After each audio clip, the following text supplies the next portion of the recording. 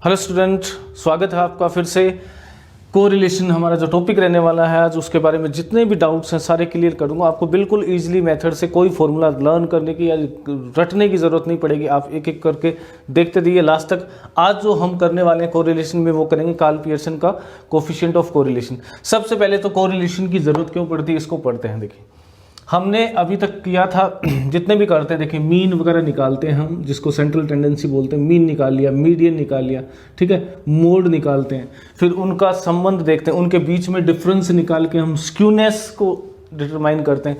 उसके बाद हमने किया था सिग्मा, ठीक है, जिसको बोलते हैं क्या, स्टैंडर्ड डेविएशन या वेरिएंस निकालते हैं। यहाँ से देखिए, यहाँ से वेरिएंस, ये यहीं से हम स्टार्ट करेंगे जब कार्ल पियर्सन का करेंगे तो वेरिएंस। ये सब हमने किया है कि वेरिएंस निकाल लेते हैं, स्टैंडर्ड डेविएशन निकाल लें। स्टैंडर्ड डेविएशन से क्या पता चलता है, कितनी दूर तक फैले हुए हैं आपके जो ऑब्जर्वेशंस हैं, ठीक है। स्क्यूनेस का हमने डिस्कस किया। स्क्यूनेस में हमने क्या किया था कि ये पता चलता है कि उसको कितनी रेंज के अंदर कितना उसकी डिग्री है, झुकाव किस साइड है हमारा नॉर्मल प्रोबेबिलिटी कर्व का।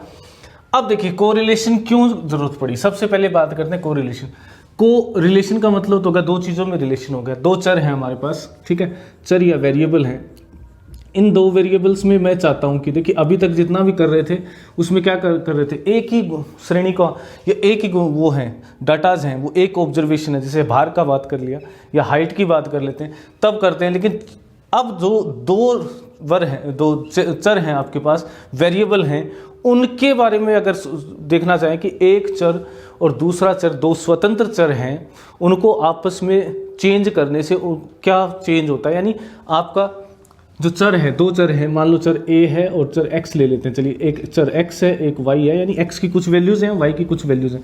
तो x इंक्रीज हो रहा है तो y क्या होगा, y भी इंक्रीज हो रहा है या फिर डिक्रीज हो रहा है। तो अगर ये इंक्रीज हो रहा है तो संबंध देखना है, या डिक्रीज हो रहा था, या दोनों में कोई संबंध ही नहीं है कि x बढ़ने से y का कोई फर्क ही नहीं पड़ता, उसको हम बोलते हैं कोरिलेशन। यानी दो जो श्रेणीज हैं उनको अगर हमें कंपेयर करना पड़े, उनके बारे में जानना पड़े, तो हम किसका यूज करते हैं, कोरिलेशन का करते हैं।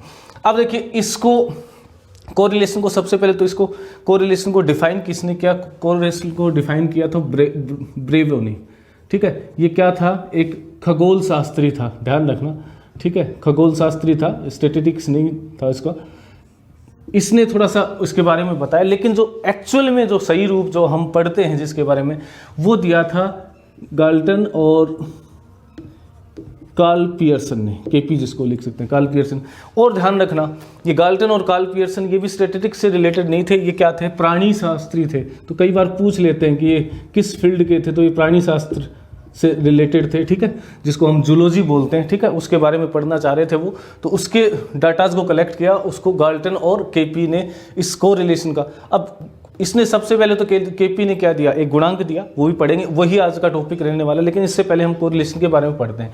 तो कोरिलेशन क्या है, दो चरों के बीच में जो संबंध बन रहा है, एक श्रेणी नहीं है, दो अलग अलग चीज़ें हैं, उनका आपस में क्या संबंध है, एक बढ़ने से दूसरा कम हो रहा है या बढ़ रहा है, उसको पता करना, या दोनों में कोई फर्क ही नहीं पड़ रहा है, ठीक है, तो उसको चेक करना चाह रहे हैं। तो ये गाल्टन और केपी ने दिया, जो कि प्राणी शास्त्री थे, ठीक है, प्राणी शास्त्र से रिलेटेड थे। तो ये ध्यान रखना कि वो स्टैटिस्टिक्स से रिलेटेड नहीं थे, लेकिन उन्होंने, केपी ने तो बहुत, कार्ल पियर्सन ने तो बहुत सी चीज़ें दी हमें, ठीक है। स्टैंडर्ड डेविएशन जो था ना, ये वेरिएंस और स्टैंडर्ड डेविएशन, ये भी सबसे पहले कार्ल पियर्सन ने ही कैलकुलेट किया, और इसी का एक्सटेंशन जो है वो उसका रिलेशन है, सहसंबंध का गुणांक भी दिया उसने, इसी को एक्सटेंड किया। मैं बताऊंगा कैसे, आपको फॉर्मूला रटने की जरूरत नहीं पड़ेगी उसके बाद। सबसे पहले तो देखिए इसकी टाइप्स देखते हैं, टाइप्स ऑफ कोरिलेशन। कोरिलेशन क्या होता है इसके बारे में पढ़ते हैं। देखिए दो चीज़ें होती है, देखिए सबसे पहले तो आपके पास आ सकता है, एक तो ये होता है धनात्मक और ऋणात्मक।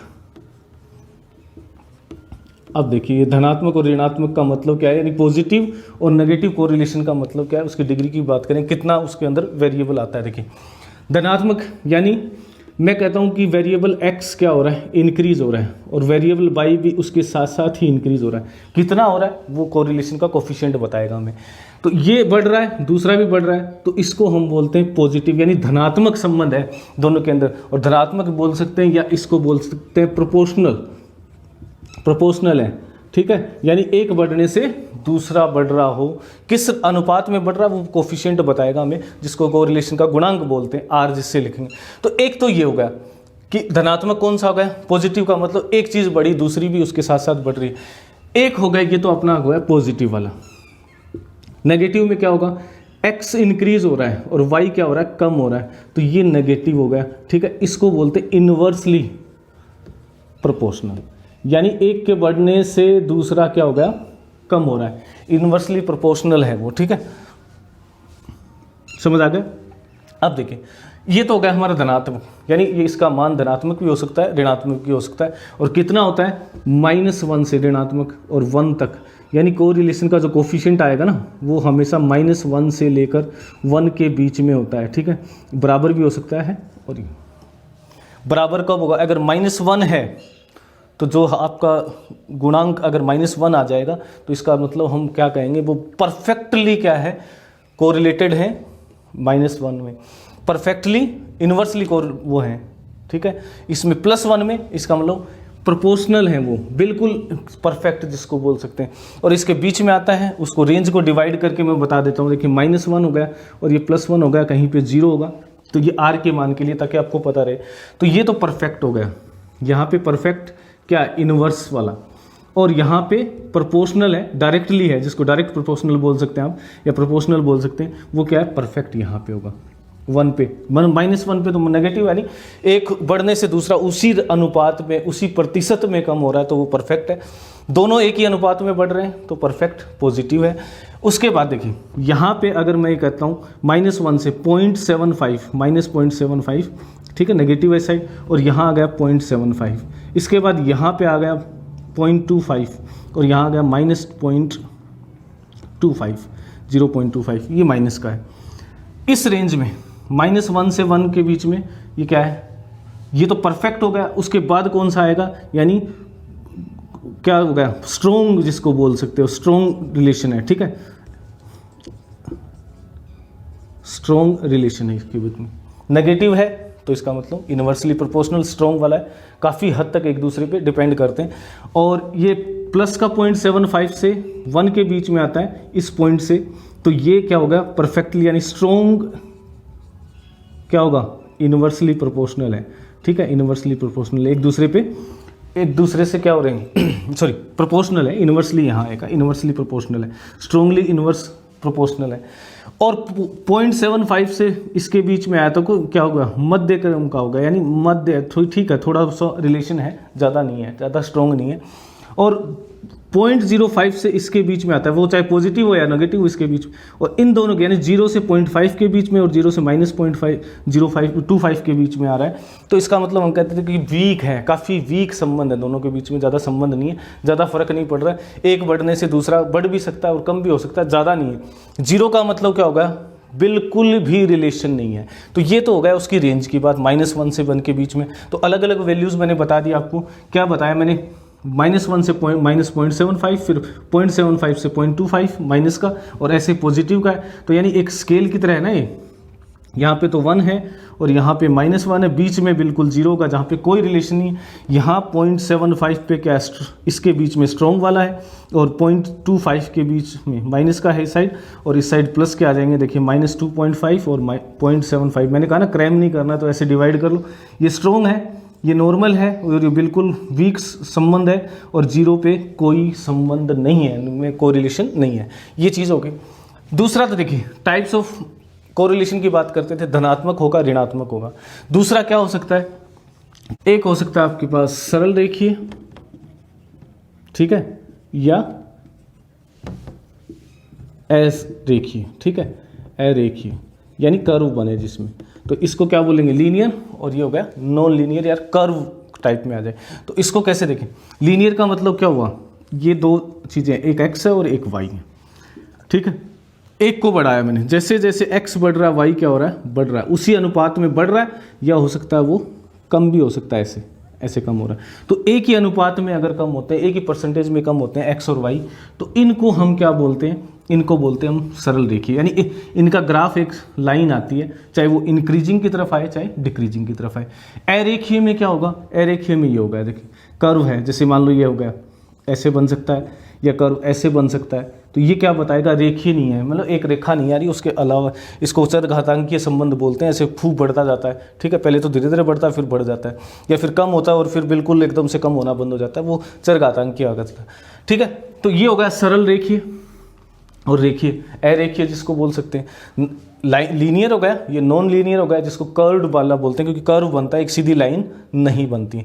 अब देखिए हम बात करते हैं कोरिलेशन के कैसे कैलकुलेट करते हैं, कैसे पता लगाएं कि दो वेरिएबल x और y हैं, ठीक है, उसके अंदर कैसा रिलेशन है उसका पता लगाना, कितना रिलेशन है, कितनी डिग्री में चेंज हो रहा है, यानी कितना माप उसका चेंज हो रहा है, उसको पता लगाना है। तो उसके लिए हम क्या करेंगे, मेथड यूज़ करते हैं। कौन कौन से मेथड हैं उसी को डिस्कस करेंगे। और आज जो हमारा टॉपिक रहने वाला है, आज का जो मेन जो रहने वाला है वो कार्ल पियर्सन्स का कोफिशिएंट ऑफ कोरिलेशन।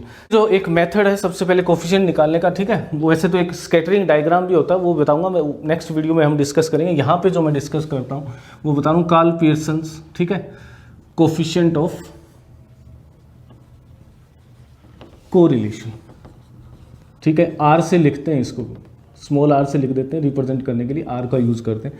कोफिशिएंट मतलब उसका गुणांक निकालने, ठीक है, कार्ल पियर्सन्स का। अब देखिए मैंने आपको थोड़ी देर पहले बताया कि कार्ल पियर्सन ने एक और यूज़ किया था जिसको हम सिग्मा बोलते हैं, जिसको हम वेरिएंस बोलते हैं। सिग्मा का स्क्वायर होता है ना, सिग्मा के स्क्वायर, जिसको वेरिएंस उसने कैलकुलेट किया। किसने, सबसे पहले कार्ल पियर्सन। इसने उसी फॉर्मूले को यूज़, देखिए हमने सिग्मा के लिए यूज़ किया था क्या, under root sigma D X square upon N, ऐसे किया था ना, कि डेविएशन निकाला, ठीक है। एक्स तो कब लेते हैं, जब अज्यूम्ड मीन है, या डी स्क्वायर निकाला, अगर हमारे पास मीन पता हो, इसका यूज़ किया। तो ये इसको क्या कहता है कि जब इसकी अंडर रूट नहीं लगाता है तो इसको क्या बोलता है, वो वेरिएंस बोलता है। अंडर रूट हटा देते हैं, इसका स्क्वायर कर देते हैं, इसको उसने कहा था वेरिएंस। इसी कंसेप्ट को यूज़ किया उसने। अब मैं आपको बताता हूँ, इसमें तो एक ही श्रेणी थी, एक्स था, बिल्कुल इजी सा काम हो गया, समझ आ गया हमें कि भाई एक श्रेणी है, सीधा सीधा कर लिया। यहाँ पे दो श्रेणी है, दो वेरिएबल में हम क्या चाहते हैं, दोनों में संबंध देखना चाहते हैं। तो उसने एक और वर्ड यूज़ किया, वेरिएंस तो है ही है ना आपके पास, इसने यूज़ किया कोवेरिएंस, ठीक है। कोवेरिएंस, को का मतलब का साथ साथ, तो कोवेरिएंस निकाला उसने कि मेरे पास दो श्रेणी हैं, एक तो x वाली श्रेणी है और एक y वाली श्रेणी है। अगर मैं x में निकालता हूं तो ये होगा sigma D square upon N हो गया। और इसने कहा कि वेरिएंस किस में, y में निकालता हूं तो सिग्मा, इसके लिए जो वेरिएंस होंगे वो सिग्मा x और सिग्मा y। अब कहा कि हम इसका संबंध कैसे देखें, तो उसने क्या किया कार्ल पियर्सन ने, इनमें संबंध देखना। तो वो क्या कहता है कि इसका भी वेरिएंस निकाल लो। ये तो किसका, सिर्फ अकेला x का निकाला हमने स्क्वायर करने पे, ठीक है, स्क्वायर कर सकते हो आप, या स्टैंडर्ड डेविएशन बोल देते हैं जिसको। इसने कहा कि इन दोनों का भी कोवेरिएंस, यानी एक साथ साथ कितना वेरिएंट हो रहा है वो पता किया उसने। और उसको निकालने के लिए उसने क्या किया कि x माइनस एक्स बार, ये क्या है, वेरिएंस है। किस में, देखो भैया मीन है, x वाली श्रेणी का मीन निकाल लिया मैंने, x बार लिखा, और y वाली का श्रेणी का निकाल लिया, y माइनस वाई बार, और दोनों को क्या कर दिया उसने, गुणा कर दिया, ठीक है जी। दोनों को गुणा कर दिया तो ये वेरिएंस आ गया, ठीक है। किसमें, x में वेरिएंस, y में वेरिएंस, जिसको d लिखा है, और ये dy हो जाएगा, ये dx लिख देते हैं, x की वजह से हो रहा है। तो x सीरीज में क्या हुआ, dx, और दूसरे में क्या हुआ, dy। इन दोनों को गुणा कर दिया तो दोनों का एक साथ आ गया। जैसे यहाँ पे हम स्क्वायर लगा रहे हैं, देखो डी स्क्वायर डी क्योंकि सेम था इसलिए स्क्वायर कर दिया। यहाँ पे उसने क्या किया, एक को dx ले लिया, एक को dy ले लिया, क्योंकि दोनों में निकालना, एक साथ दोनों का देखना है मेरे को। और इसका क्या निकाल लिया, फिर सम निकाल लिया, क्योंकि सम के बगैर तो हम पूरे डाटा को नहीं आए, तो एक के लिए हो गया, और y माइनस वाई बार। इसको मैं ये भी लिख सकता हूँ dx और dy। तो देखिए कोफिशिएंट ऑफ कोरिलेशन जो निकाला किसने, कार्ल पियर्सन ने। उसने कंसेप्ट क्या यूज़ किया, भैया कोफिशिएंट निकालना, तो कोफिशिएंट में हम किससे भाग दे देंगे, हम भाग दे देंगे उसके वेरिएंस से, अलग अलग वेरिएंस से, क्योंकि उसकी वैल्यू हमें -1 से 1 के बीच में चाहिए। तो इसको निकाल लिया, इसको हम बोलते हैं, देखिए कार्ल पियर्सन का जो कोफिशिएंट है वो कैसे डिफाइन होता है, ये होगा covariance in x series and y। दोनों का एक साथ कोवेरिएंस, और दोनों का कोवेरिएंस क्या है मैंने आपको अभी बताया, ठीक है। अपॉन में variance of x, variance of y, और इसका अंडर रूट, क्योंकि दोनों आ गए ना तो स्क्वायर रूट लेना पड़ेगा। एक x का भी आ गया, दो आ गए तो इसका स्क्वायर रूट ले। तो कोवेरिएंस ऑफ x क्या हो गया, ये हमारा वेरिएंस है, कोवेरियंस एक के लिए निकालना तो n से डिवाइड कर देता हूं मैं, ठीक है। तो n से डिवाइड करने से क्या आ गया, x और y में कोवेरियंस आ गया। देखिए यही आपका क्या है, फॉर्मूला है। और मैं इसको लिखना चाहूँ तो देखिए कोवेरियंस को समझा मैंने, क्या था वो dx, ये क्या है dy अपॉन में n upon under root variance sigma square किसका, x का, सिग्मा स्क्वायर y। और ये अगर मैं लिखना चाहूँ तो देखिए बन जाएगा, आपको फॉर्मूला लर्न ही नहीं करना है, कोई क्रैमिंग नहीं करनी। n क्या, नंबर ऑफ ऑब्जर्वेशंस हैं पहले और दूसरे में, जितने ऑब्जर्वेशन पहले के हैं दूसरे के, और इसको लिख दूंगा सिग्मा x और सिग्मा y।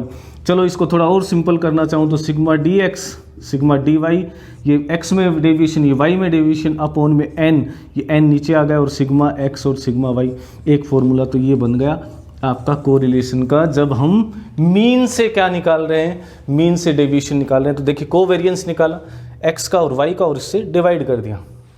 अब आप कहोगे सर ये तो ठीक है, क्या हम अज्यूम्ड मीन से भी निकाल सकते हैं, जिसको शॉर्टकट मेथड बोलते हैं? बिल्कुल निकाल सकते हैं अज्यूम्ड मीन से, और पूरे वैल्यू से भी निकाल सकते हैं। अब अज्यूम्ड मीन में निकालने के लिए उसने क्या किया, देखिए वेरिएंस को निकालते थे हम सिग्मा स्क्वायर, क्या निकालते थे, sigma D square x upon n, यानी अज्यूम्ड मीन से क्या है, डेविएशन है, माइनस dx सिग्मा dx का स्क्वायर अपॉन n का पूरे का स्क्वायर, ये लेते थे हम, ठीक है जी। ये लिया ना हमने, कोफिशिएंट जो यूज करते थे, देखिए इसमें n, ये थोड़ा ऊपर लिख देता हूँ मैं, इसको समझ आ जाएगा।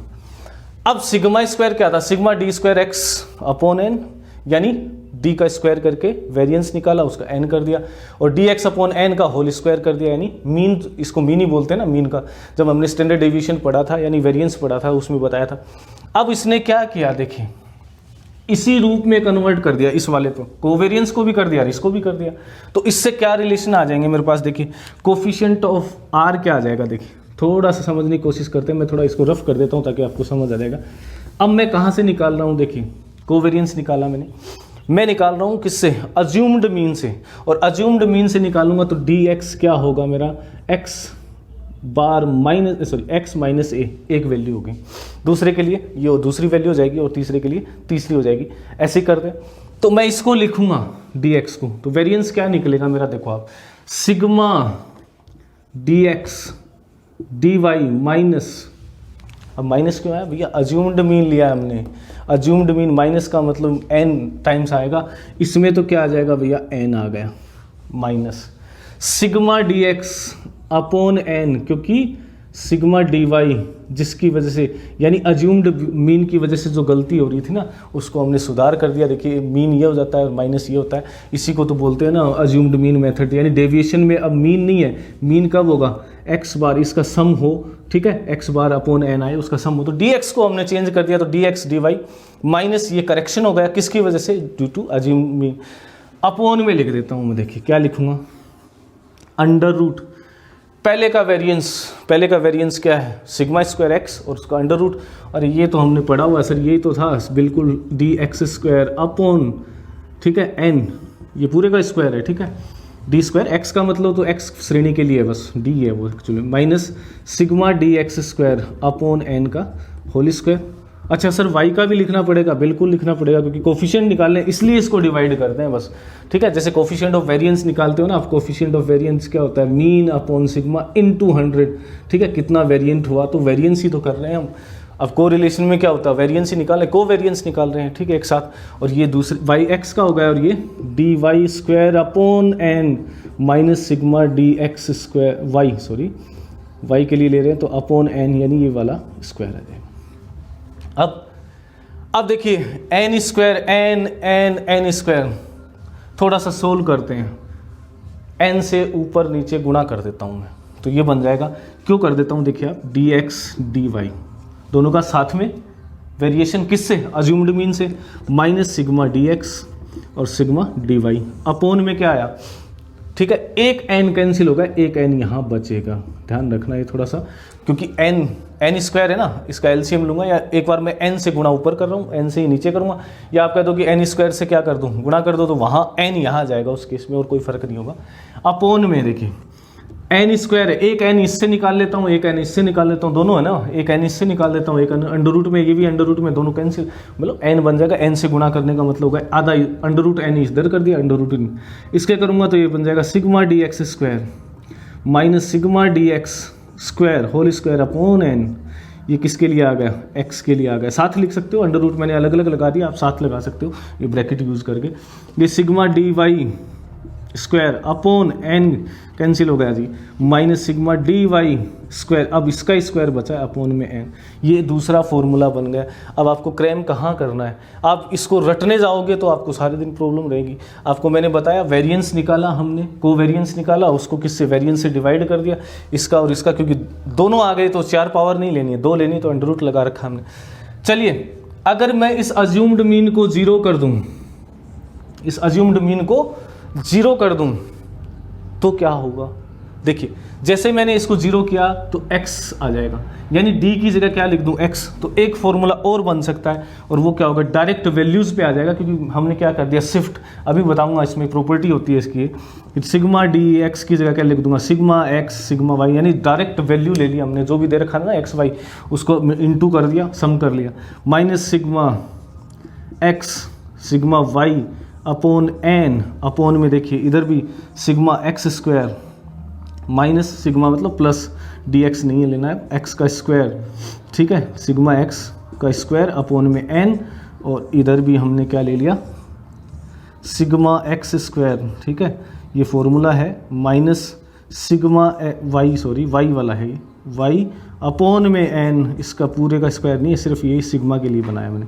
ये आ गया जी, फॉर्मूला बन गया, बिल्कुल इजीली बन गया। अच्छा सर ये एन हटा दे, तो कुछ बुक में दे रखा है कि एन नहीं दे रखा है, अरे एन से फिर एक बार गुणा कर दो, एलसीएम ले लो, एक बार एन से और गुणा करके देखो आप क्या बन जाएगा, ये एन यहाँ आ जाएगा, N sigma X Y minus sigma X sigma Y, यानी एक्स का सम और ये वाई का सम, अपॉन में क्या आ गया, अंडर रूट, चलो एक साथ लगाने की कोशिश करता हूँ, ये एन हो जाएगा ना, एक आधा अंडर रूट यहाँ पे आ गया, आधा यहाँ पे ले लेंगे अंडर रूट, वो एन से गुणा करेंगे तो ये आ जाएगा N sigma X square minus sigma X का होल स्क्वायर इंटू, एक ही अंडर रूट में लिख दिया मैंने, Y sorry N sigma Y square minus sigma Y का होल स्क्वायर, ये दूसरा ब्रैकेट हो गया, और इस पूरे पे अंडर रूट लगा दिया, अलग अलग लगाते एक ही बात है, तो दोनों एक ही चीज़ें हैं। अब देखिए आपको फॉर्मूला कहीं क्रैम करना है, कहीं नहीं करना, राइट। तो अब देखिए आप किसी भी मेथड से निकाल लो, सीरीज दे रखी है, लेकिन कंपटीशन एग्जाम में आपसे कोई नहीं पूछने वाला कि वो 2 सीरीज दे दी और उसका मीन निकालो, वो तो बहुत टिपिकल और वो तो इजी सा क्वेश्चन हो जाएगा, वो टाइम कंज्यूमिंग जरूर होगा लेकिन वो इजी हो जाएगा। तो आपसे क्या पूछ सकते हैं, आपसे दे देंगे covariance of x why they दिया आपको, वेरिएंस ऑफ एक्स दे रखा है, वेरिएंस ऑफ वाई दे रखा है, तो बताओ कि कोफिशिएंट ऑफ कोरिलेशन क्या होगा, कार्ल पियर्सन का कोफिशिएंट ऑफ कोरिलेशन। देखिए मैं अभी करके बता देता हूँ, एक बार रजिस्टर दूर पड़ा है मेरा। देखिए covariance of x why they रखा है, मतलब कैलकुलेट करके दे रखा है कि वो 3 है, वेरिएंस ऑफ एक्स दे रखा है आपको, मान लो 4 ले लेता हूँ, और वेरिएंस ऑफ वाई दे रखा है आपको 16, चलिए 9 ले लेते हैं, कोई बात नहीं। आपको कोफिशिएंट ऑफ वेरिएंस निकालना है, ठीक है, कोरिलेशन निकालना, तो कोरिलेशन कोवेरिएंस कितना है, 3 upon under root 4 into root 9, भाई इसका वेरिएंस गुणा करके, तो ये आ गया 3/6, यानी आधा, यानी 0.5 आएगा, बिल्कुल हो गया। अगर ये माइनस का आ जाएगा तो नेगेटिव आएगा, प्लस का तो पॉजिटिव आएगा, तो इसका मतलब बड़ा इजी सा काम है कोवेरिएंस। या आपको वैल्यू कौन सी दे देगा, वो dx dy इसका दे देगा, इसकी वैल्यू दे देगा, इसका स्क्वायर ये दे देगा, तो उससे निकालना हो तब भी हम निकाल सकते हैं। कई बार हमें जानबूझ के क्या करता है, वो सिग्मा स्क्वायर दे देता है एक्स के लिए, ये एक्स के लिए ना, वाई के लिए भी दे देगा, आराम से हो जाएगा, तब भी हम वैल्यू पुट करके। तो बड़ा इजी सा मैंने आपको मेथड बताया, इससे इजी, क्योंकि आपको क्रैम ही नहीं करना। फॉर्मूला पूछ लिया आपसे कि कोवेरिएंस के लिए कौन सा, अब इसमें कन्फ्यूजन हो जाता है कि एन इधर लगा दिया इधर लगा। आप एक बार प्रोसेस फॉलो करो, कोवेरिएंस निकालो, और कोवेरिएंस कहाँ से आया उसको भी समझ लेना कि हमारा वेरिएंस से आया है, स्टैंडर्ड डेविएशन की फॉर्मूले से ही बनाया उसको, किसने, कार्ल पियर्सन ने।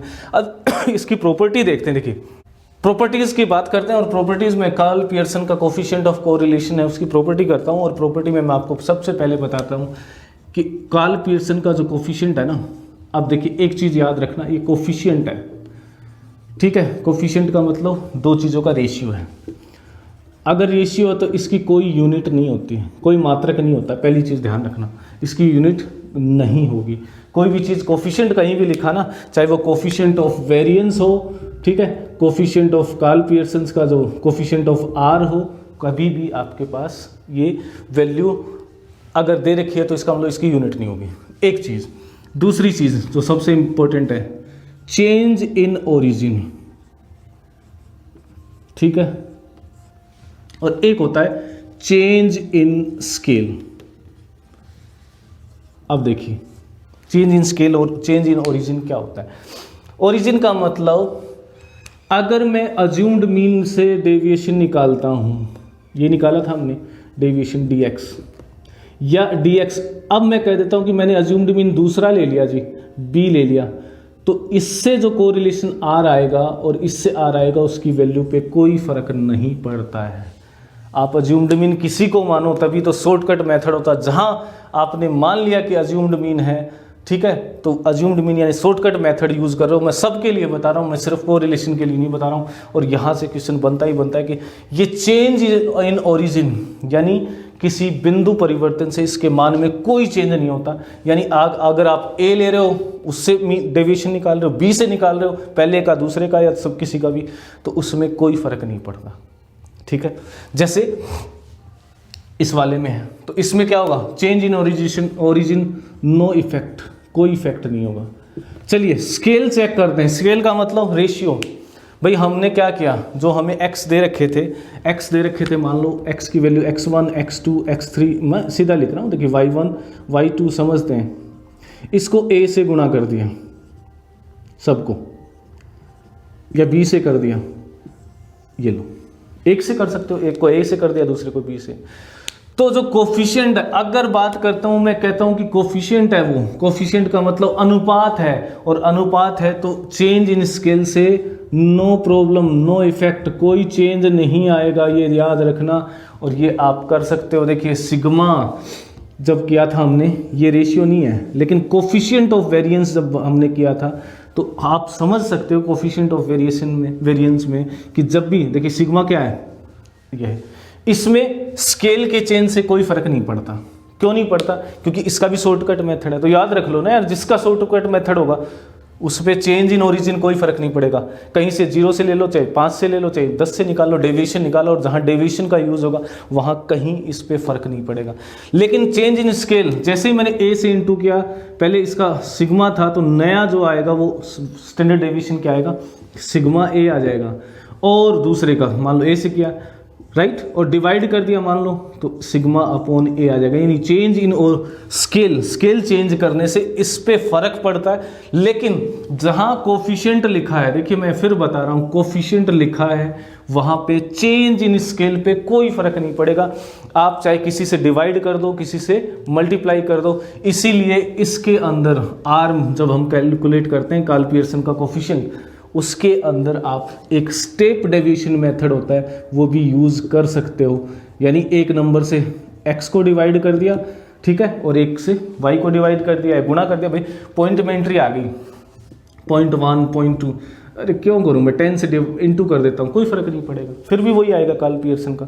तो ये क्या होगा, स्टेप डेविएशन मेथड भी आप यूज कर सकते हो कोई, क्योंकि कोफिशिएंट है, और कोफिशिएंट में ये कभी भी चेंज नहीं होता। मैं सबके लिए जनरल बता रहा हूँ आपको, ये कोरिलेशन के लिए नहीं बता रहा हूँ कि चेंज इन स्केल केवल और केवल वहीं इफेक्टिव होगा, वहीं पे चेंज आता है उसमें जहां पे आप कोफिशिएंट नहीं निकाल रहे हो। कोफिशिएंट निकाल रहे हो इसका मतलब ये, और इसमें चेंज इन ओरिजिन में तभी आएगा जब आप वैल्यूज में डेविएशन नहीं निकाल रहे हो। जब भी डेविएशन निकालोगे तो वो हमेशा कैंसिल हो जाते हैं, और डेविएशन निकालेंगे तो वहाँ पे ओरिजिन का कोई प्रभाव नहीं पड़ता, चाहे वो स्टैंडर्ड डेविएशन हो या वेरिएंस हो। लेकिन कोफिशिएंट ऑफ वेरिएंस में दोनों का ये इफेक्ट नहीं आएगा। क्यों नहीं आएगा, उसका रीज़न मैंने बता दिया। कोफिशिएंट का मतलब होता है रेशियो की कोई भी यूनिट नहीं होती है, ध्यान रखना, ठीक है। ये भी समझ आ गया कि कार्ल पियर्सन, तो इसमें से क्वेश्चन उठा सकते हैं, राइट। एक और होता है, देखिए जब हम कोफिशिएंट ऑफ आर निकालते हैं ना, कोरिलेशन, उसमें एक होता है स्टैंडर्ड, ठीक है, डेविएशन होता है, और एक होता है स्टैंडर्ड एरर, ठीक है। मैंने एक बार पहले भी बताया था आपको, जब हम क्या कर रहे थे, आपका सैम्पलिंग मेथड कर रहे थे, तो उसमें बताया था कि स्टैंडर्ड एरर SE से लिखते हैं, ठीक है। एक होती है हमारे पास प्रोबेबल एरर,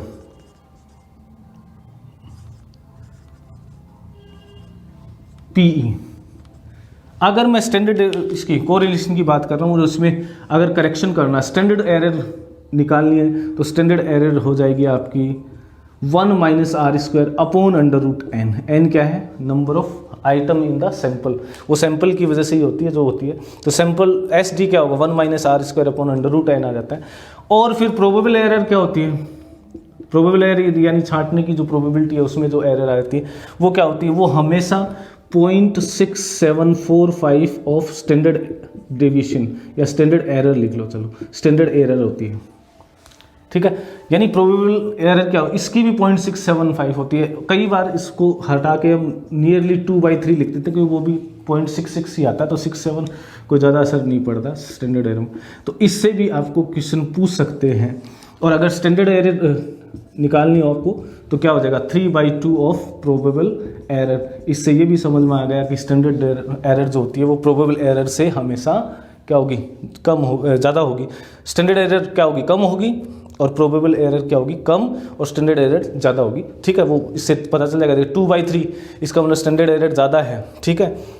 और PE इसका मतलब प्रोबेबल एरर क्या? 0.67 कम है किससे? इससे, क्योंकि ये है उससे भी क्या कर देंगे? 0.61 से कम है ना value.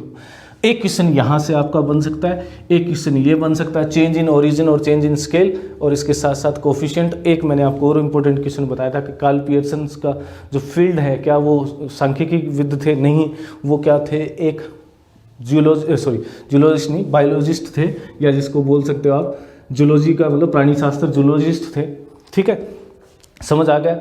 I hope you got the concept, पूरा समझ आया होगा आपको कोरिलेशन। नेक्स्ट वीडियो में हम दूसरा मेथड जो है स्कैटरिंग मेथड, ग्राफ वाला मेथड, ठीक है, एक और होता है जो पियर्सन का जो मेथड है कोरिलेशन का, वो भी डिस्कस करेंगे। अगर आपको वीडियो अच्छा लगा तो प्लीज़ शेयर और लाइक कर दीजिए और चैनल पे बने रहिए। Thank you.